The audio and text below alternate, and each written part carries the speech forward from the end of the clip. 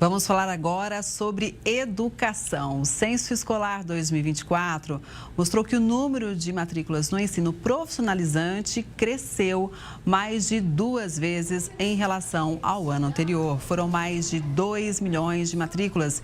Piauí é o estado com destaque no ensino profissional e tecnológico, com 52% de matrícula nos chamados programas vocacionais. E o número de matrículas no ensino médio também cresceu. Em 2024, foram 7,8 milhões de inscrições, 1,5% a mais, ou seja, 1,5% a mais que em 2023. Quem chega para discutir esses dados é o professor Eric Anderson, que é especialista em legislação educacional e inspeção escolar. Boa tarde, seja muito bem-vindo à Conexão Sempre, Eric. Boa tarde, Kelly. Eric, o que a gente pode fazer já de leitura imediata, né? Claro que quanto mais gente estudando é melhor para o país, mas a que se deve esses resultados?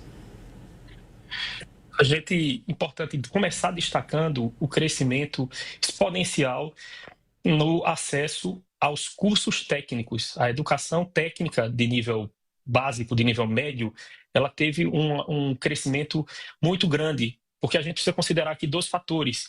Toda vez que a gente fala num curso técnico, vem logo à mente do brasileiro a ideia do IF, o Instituto Federal. Mas o ensino técnico, né, a educação tecnológica de nível médio, ela não é competência exclusiva da União, ou seja, não apenas os órgãos, não apenas a União, né? A União oferece vagas em cursos técnicos, mas também os estados. E é importante a gente destacar estados como Bahia. A Bahia tem 327 escolas técnicas estaduais, fora as unidades do Instituto Federal Baiano, o IF Baiano. Né?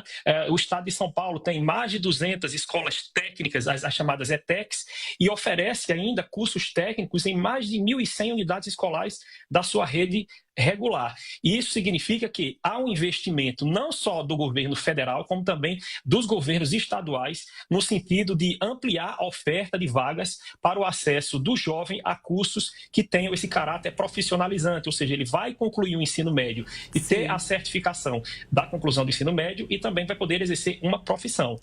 Eric, a gente pode dizer que vem mais números positivos por aí, porque, olha só, o governo federal está implantando 102 novos campi de institutos federais de educação, ciência e tecnologia, né?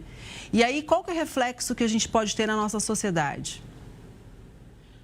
Espera-se um reflexo extremamente positivo, porque todos esses campi, né, o plural é esse mesmo, que é um plural latino, e aí o sistema de declinação latina diz que o plural de campus é campi, a gente não pode discutir. Mas todos esses campi, antes de sua implantação efetiva, é sempre feito um estudo de viabilidade técnica dos cursos que vão ser oferecidos, para que eles dialoguem com o chamado arranjo produtivo do setor.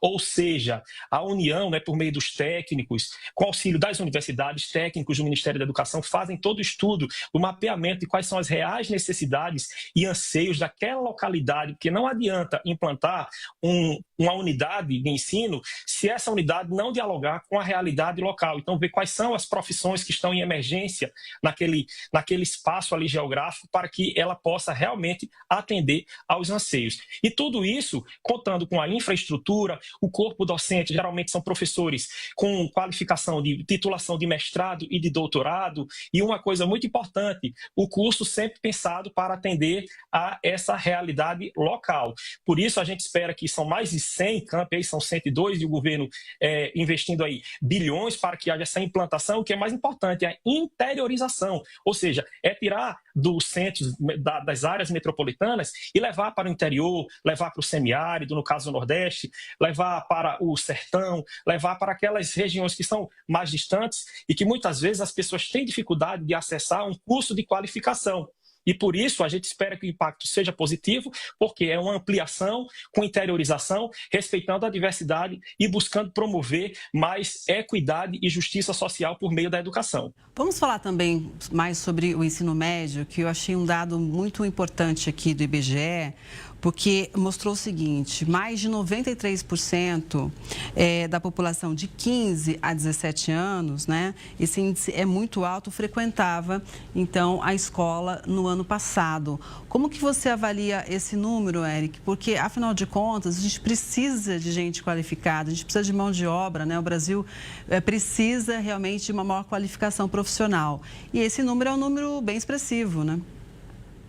É um número extremamente considerável, acima de 90% frequentando a escola, mas uma coisa a gente precisa destacar, existe uma sistemática de políticas de fomento para o acesso, a permanência e a conclusão. Veja, é acessar a escola, permanecer na escola e concluir com êxito. A exemplo do programa Pé de Meia, então isso é um reflexo também dessas políticas de fomento ao estudo, mas uma coisa precisa ser considerada, nem sempre o estudante que acessa, ele permanece na escola, porque nós temos aí dois desafios, o desafio da evasão escolar e o desafio do abandono escolar. A evasão escolar, ela ocorre quando o estudante conclui o ano, mas ele não retorna para se matricular e prosseguir nos estudos.